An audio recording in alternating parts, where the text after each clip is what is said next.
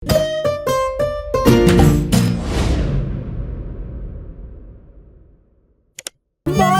in Pika, dobra sta prijatelja. Vnetje ušes. Na jesensko popoldne je pikapolonica Pika veselo vstopila v Bobbyjevo hiško. Odpravljam se proti studencu zbirat kamenčke, ali pride z mano? A Bobby se ni bil pripravljen premakniti. Ne vem, Pika, tako utrujeno se počutim. Zelo me zebe in boli me glava in tudi ušesa me bolijo. Oh, Bobby, tvoj obraz je popolnoma rdeč, je rekla Pika. Vročino imaš, grem hitro po doktorja Sovo. Pikapolonica je šla naravnost v gnezdo doktorja Sove. Dragi doktor Sova, pridite hitro, Bobby se počuti zelo slabo, pohitite. Doktor Sova je hitro pripravil svojo zdravniško torbo, si oblekel svojo haljo ter se hitro odpravil k bolniku. Živjo, Bobby, hitro bom ugotovil, kaj ti je. Najprej bom poslušal tvoje dihanje. Bobby je slekel svojo pižamo in ubogljivo vzdihnil. Odpri usta, ogledal si bom tudi tvoje grlo. Nočem, je zagodrnjal Bobby. A jaz moram videti, ali je rdeče ali ne, mu je pojasnil doktor Sova ter osvetlil Bobbyjevo grlo svojo svetilko. In zdaj si bom ogledal tvoje ušesa s tem majhnim ušesnim lijakom. Bobby tega res ni maral. Začel je jokati in si pokril ušesa z rokami. Ne bodi smešen, Bobby, niti najmanj ne bo bolelo. Pika je prijela Bobbyja za roko in ga pomirila. Pregled res ni bolel. No, Bobby, je začel razlagati doktor Sova. Imaš vnetje ušesa, zelo grdo si se prehladil. Vzemi polno žlico tega zdravila vsako jutro, pij veliko čaja in si grej ušesa z obkladki. Bobbyjevi prijatelji so mu takoj priskočili na pomoč. Baltazar je prinesel med, Rozi je prinesla kamilice, Gašper pa je prinesel jagode in skupaj so skuhali čaj za bolnika. Doli je pogrela proso v ponvi in ga stresla v majhne vrečke. Pokri si ušesa z naušnikom, dokler se ne shladi. Bobby je dal naušnik na glavo ter ga pustil na glavi, dokler se ni shladil. Naslednje jutro je Pika našla nekaj čudovitih kamenčkov na Bobbyjevi mizi. Wow, Bobby, čudoviti so! Kdo ti jih je dal? Sam sem jih našel pri studencu, je Bobby ponosno povedal. Sam si jih našel? Je Pika jezno vprašala. To ni bila najbolj pametna zamisel. Nisi še popolnoma zdrav. Zdaj se ti bo poslabšalo. Žal je imela Pika prav. Bobby je do večera spet dobil visoko vročino. Bobbyjevi prijatelji so ga prišli obiskat vsak dan, mu brali zgodbice in se igrali z lutkami. A medtem, ko se je Bobby počutil z vsakim dnem bolje, se je Pika slabše in slabše. Nalezla se je bolezni. Tokrat je Bobby skrbel zanjo. Kuhal je čaj in grel proso za naušnike. Doktor Sova je obiskal tudi Piko. O ne, očitno imamo novo bolnico. Nalezla si se od Bobbyja. Povedal je Piki, kaj mora storiti, da bo ozdravela. Nato pa je spet pregledal Bobbyja. Zdaj si povsem zdrav, a za vsak primer te bom še enkrat pregledal. Vse je v redu, popolnoma si okreval, ti mali polž. Minilo je nekaj dni. Pika je pridno jemala zdravila, pila veliko čaja, veliko počivala in kmalu se je počutila bolje.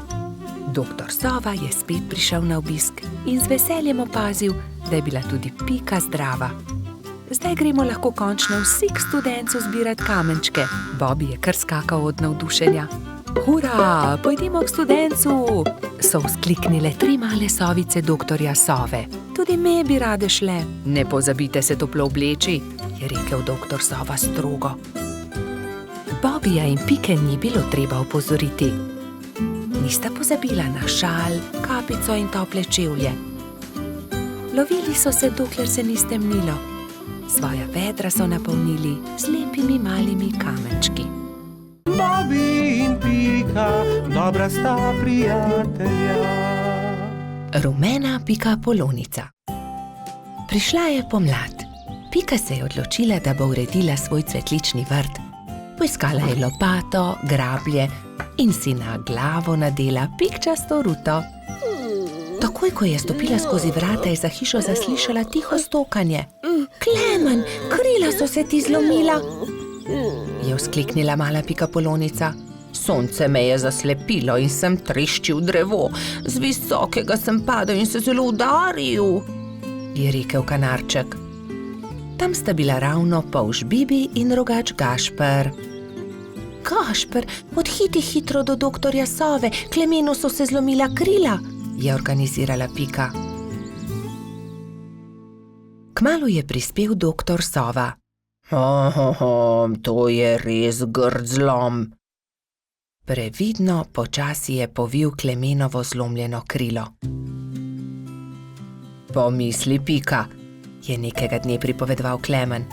Na otoku, kjer živim, tudi stanuje ena deklica Pikapolonica. Kaj res? Ima tudi ona rdeč hrbet in 7 črnih pik? Je vzburjeno vprašala Pika. In kako se imenuje? Kati, njen hrbet je rumen, pike pa ima enako črne, zelo sta si podobni. Ko bom zdrav, pride z menoj na otok in se lahko tam sreča z njo. Kako bi bilo dobro, lahko pride tudi Bibi? Seveda, za oba je dovolj prostora na mojem hrbtu. Kmalu je spet prišel doktor Sova. Ugotovil je, da se je Klemenovo krilo lepo zdravilo. Nato se je Kanarček Sovi zahvalil za pomoč, vzel na hrbet Bibi in Piko in odletel proti oddaljenemu malemu otoku.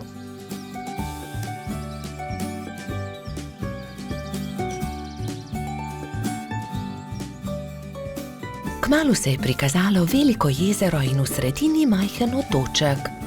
Vidite, letimo na ta otok, tam na vrhu najvišjega drevesa je moje gnezdo. Primite se močno, pristajamo. Klemen je previdno pristal, Bibi in Pika pa sta skočila z njegovega hrbta. Takrat so zaslišali glasno smejanje. Ne morete me ujeti, je žuželka v oranžni obleki zakričala majhni bolhi, ki je tekla po njenih stopinjah. Pazi, je vzkliknila Pika, žuželka pa je priletela naravnost vanjo. Oprosti mi, nisem te hotela zbiti, moje ime je Kati, kdo pa ste vi? Wow, ti si Kati, ravno tebe smo iskali. Jaz sem Pika in oddaleč sem prišla, da bi srečala sorodnico Pikapolonico. Sorodnica Pikapolonica, se je začudila Kati. Ja, poglej, moj hrbet je pikčast kot tvoj, le druge barve je. Wow, se je navdušila rumena Pikapolonica. Pridite, pokazala vam bom hiško, je rekla Kati. Takoj, ko sta zagledala Katino hišo, sta se Bibi in Pika začela zelo smejati. Moja hiša je enaka, le da je rdeča. Bibi, Pika in Kati so se sprehodili po malem otoku. Tam je gozd iglavcev, zraven mali potok, tudi most smo zgradili čezenj, je ponosno pripovedovala Kati. In kaj je to sredi travnika? Je vprašal Bibi, kot da bi bil tobogan. Res je, to je zvončkov tobogan, pridite, vam pokažem. Lahko zdrsnemo dol? Seveda, kar pogumno za menoj, je rekla Kati in se odrinila, da bi zdrsnila po vijugastem toboganu. Bibi, Pika in Kati so veselo drsali, vse dokler se ni stemnilo. Pozno je, pridite, odpeljem vas domov, je rekel Klemen. Pika in Kati sta se izmenjali svoje rute v slovo. Srečno pot, je vzkliknila Kati, pridite še kdaj. Preden je Kanarček prispel do Pikine hiške, se je že popolnoma stemnilo. Na nebu so se bleščali luna in zvezde. Bobi in Pika, dobra sta prijatelja. Balon. Nekega poletnega popoldneva je v gozdu nastala nevihta. Pikapolonica Pika in polž Bibi sta to opazovala z okna pikaste hiše. Preteča nevihta je vrtinčila, obračala drevesa, poškodovala hiše, dež pa je padal kot iz škafa. Ko je dež končno prenehal in je veter utihnil, sta si dva dobra prijatelja ogledala gozd. Poglej sem, Pika, to drevo je izruvala nevihta, je vzkliknil Bibi. Moje cvetje pa je obral dež, je vzdihnila Pika. Pika, Bibi, pridite hitro, pomagajta, nekdo leži na travniku, je pritekla kobilica Skokica. Na travniku je res nekdo ležal poškodovan, neka hroščica. Joj, kaj se je zgodilo s teboj, kako ti je ime, kdo si ti? Je v eni sapi vprašala Pika. Jaz sem Neli, hroščica, živim zgoraj na vrhu hriba, pa me je nevihta odpihnila in sem se udarila v glavo. Krila so nemočna, ne znam leteti, ne vem, kako bom prišla domov, je jokala Neli. Dvignili so Neli in jo odnesli v Skokičino zeleno hišo. Ne boj se, je na koncu rekla Pika. Pomagali ti bomo priti domov. Popoldne so prišli Trod Baltazar, Metuljčica Rozi in hrošč rogač Gašper. Vsi so razmišljali, kako bi lahko Neli pomagali vrniti se na vrh hriba. Najboljši bi bil balon, je rekel Gašper. Ampak iz česa naj ga naredimo, ta balon, je vprašal Bibi. Iz odeje vzglavnika rjuhe, je predlagala Rozi. In iz zaves pa brisač, je dodal Gašper.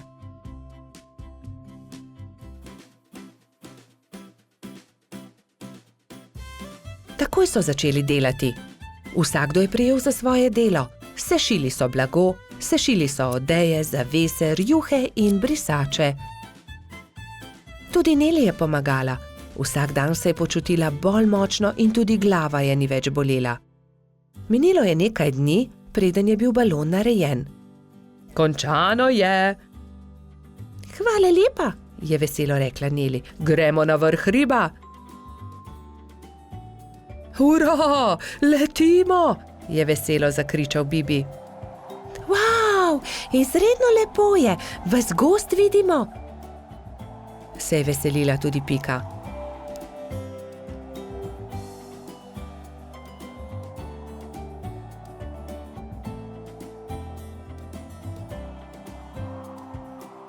Kmalu se je začelo temniti. Ko so prišli do hriba, je Neli vzkliknila. Hurra, doma sem, hvala. Če želite, lahko do jutra ostanete pri meni, ravno danes bodo zvezdni utrinki. Z veseljem ostanemo, so enoglasno odgovorili. Neli je pogostila svoje nove prijatelje s čajem in z okusnimi slaščicami. Po večerji so posedali pred Nelino hiško na vrhu hriba. Sedeli in čakali, da se prikažejo zvezdni utrinki.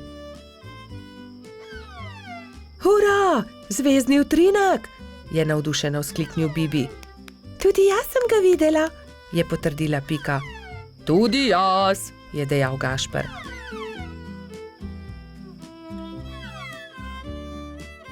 Ko se je shladilo, so odšli v Nelino hišo in skozi okna še dolgo gledali zvezdne utrinke.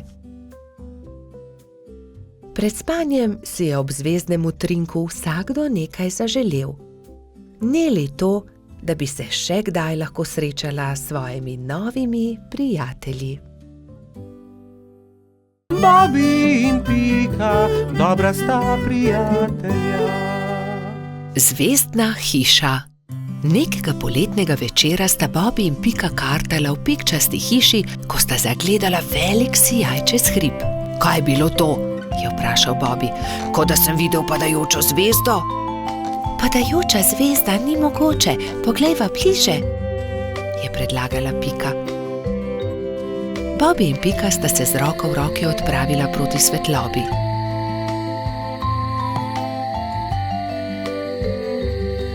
Poglej, Bobi, tam! Polžu so ostala odprta usta od začudenja. Na vrhu hriba je stala hišica v obliki zvezde. Kako je prišla sem ta hiša? Do zdaj ni bila tukaj, je šepnil Bobi. Ostani tukaj, jaz pa grem hitro povedati drugim, je šepnila Pika in že odletela poklicat Baltazarja, Rozi in Gašperja. Ko so bili vsi skupaj, so počasi upali stopiti bliže skrivnostni hišici. Gašper je potrkal. Sramežljivo lepo dekle je pogledalo izza vrat. V laseh, ki so ji segali do tav, so se bleščale zvezde, zlata krila so se ji bleščala v temi. Bobby jo je ogovoril. Kako si prišla sem? Kdo si? Vendar dekle ni odgovorilo. Poskusil je tudi Gašper. Naj ti pomagamo? Vendar tudi zdaj ni bilo odgovora. Dekle je le stalo in se ni oglasilo. Dobro, če ne poveš ničesar, potem ne povej, se je kujal Gašper. Pridite, pojdimo domov. Počakajte, se je oglasila Pika. Mogoče ne zna govoriti. Ne zna govoriti? So se čudili drugi. Pika je pobrala palico, narisala zvezdo na zemljo in palico smeje pomolila dekletu. Deklica je boječe segla po palici, vendar se je lotila risanja. Harfa? Majhna harfa? Je vprašala Pika in dekle je pokimalo. Si jo izgubila? Je vprašala Rozi in dekle je pokazalo na okno. Je padla skozi okno, se je oglasil Bobby in dekle je znova prikimalo.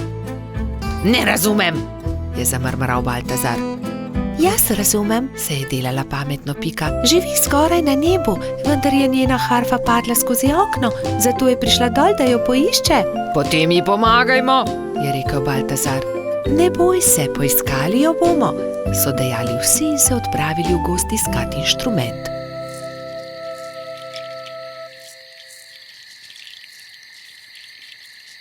Nikjer je ni, je žalostno dejal Bobby. Pogledal sem vsak grm. Tudi jaz je ne najdem, čeprav smo pogledali vse povsod, se je jezil tudi Baltazar. Pogledala bom tudi zgoraj na višini, je dejala Rozi, razprla krila in odletela gor.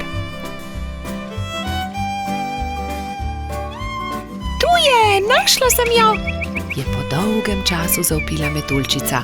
Iz gnezda kanarčkov je dvignila majhno zlato harfo.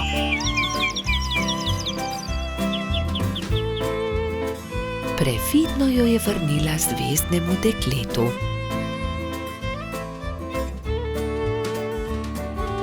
Dekle je odšlo v hišo in zaklenilo vrata. Iz las je vzela drobno svetlečo zvezdo in jo dala Rozi.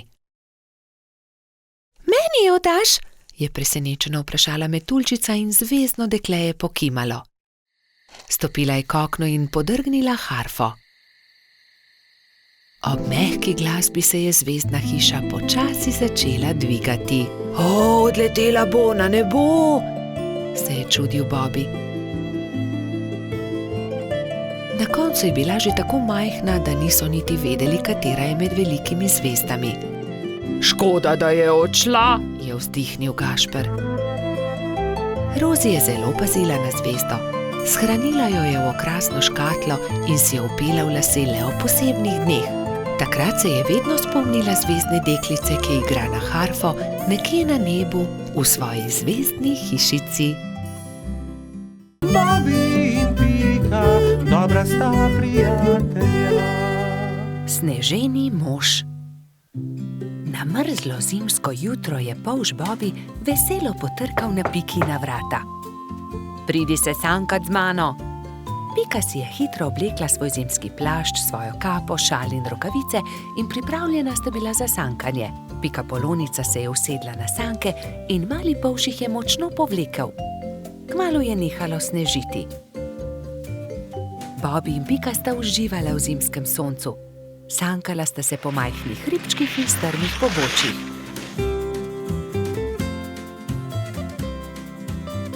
Poglej, kako čudovit sneženi mož, je vzkliknil Bobby.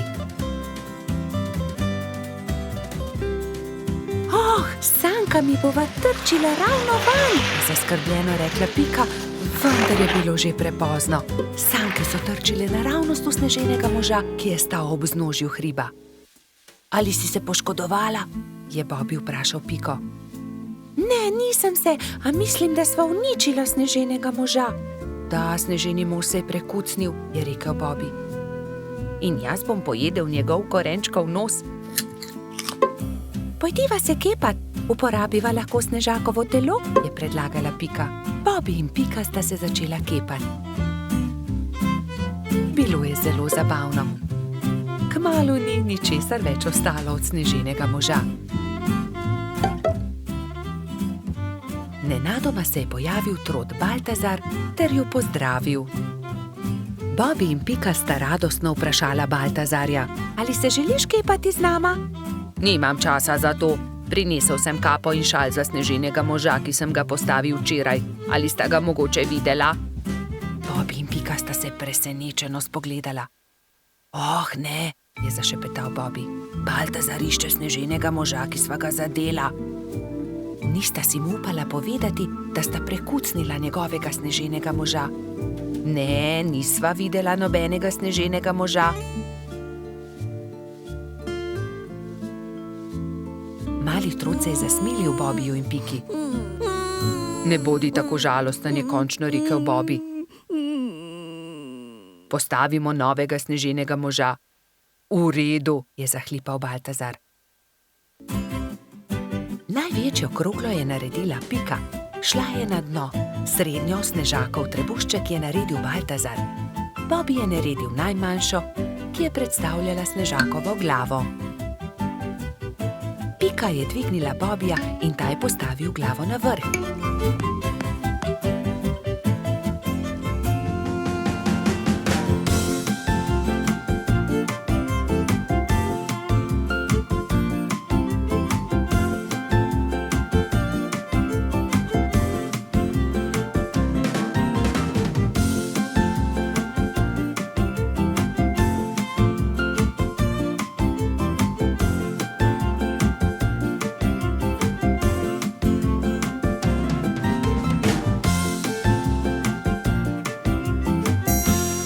Sneženi mož končan je Baltazar lahko končno ovil barvasti šal okoli njegovega vratu.